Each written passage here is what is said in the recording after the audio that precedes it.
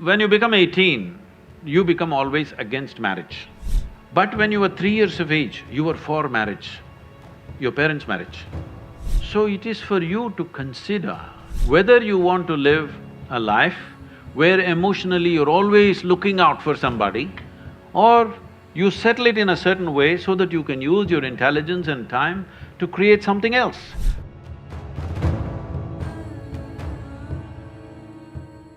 I had this belief, or in fact, maybe I was made to believe this whole concept of one life, one partner.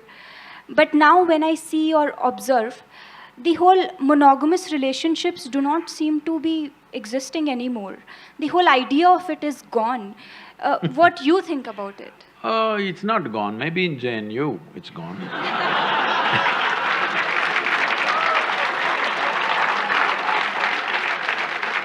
In the rest of the world, it's not really gone.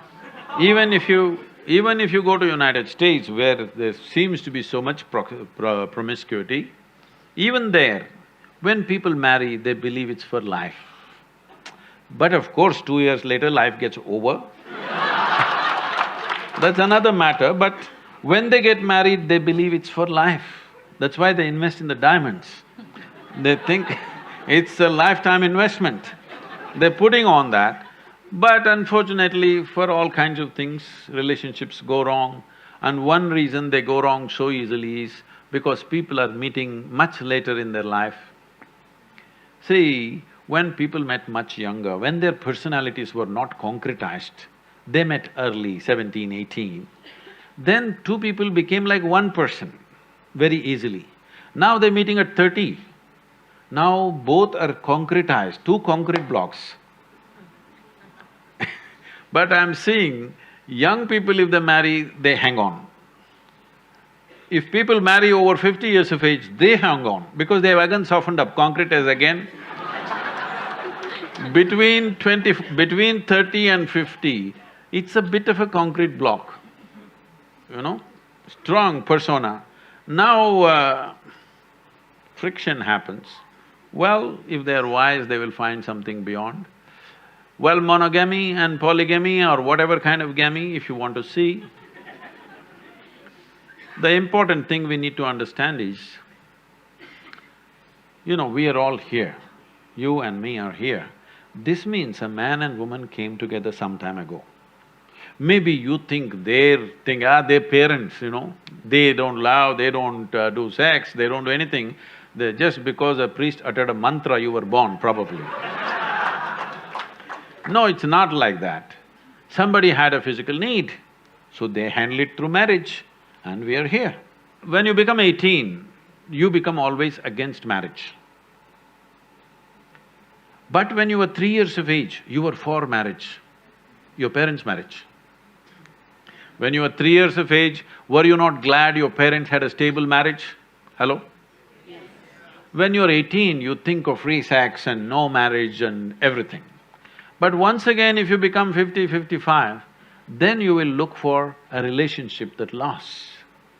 So it is for you to consider, because it's your life, to consider whether you want to live a life where emotionally you're always looking out for somebody, or you settle it in a certain way so that you can use your intelligence and time to create something else. Your research, your work or whatever you're doing, if emotions and body are settled, actually, your ability to use your intelligence will be much better.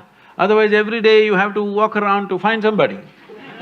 No, I'm not making this thing because I feel so bad in United States.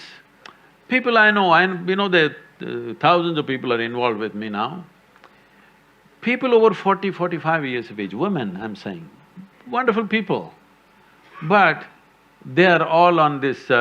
these days they've all gone online. Otherwise, they go sit in a bar and wait. Somebody needs to pick them up today. It's terrible. Tinder generation. I'm sorry? Tinder generation. Whatever you want to call it. When a woman at 45 should have been loved and respected in a proper atmosphere, now she's sitting there looking for some strange guy to come her way, and she's going to make the judgment in the next 10 minutes when he buys her a drink or a dinner or something. This is tragic. This doesn't mean everybody will go that way, but you must think of the larger well-being. Before you break a social structure, you must think whether we can replace it with a better structure. At any point in our life, let everybody understand this, whether it's a social structure or a political structure or a psychological setup in the society, whatever, before we break it, we must think through whether we have a better alternative system. Without an alternative system, if you break the existing damn thing that's working reasonably well, then it'll go crazy.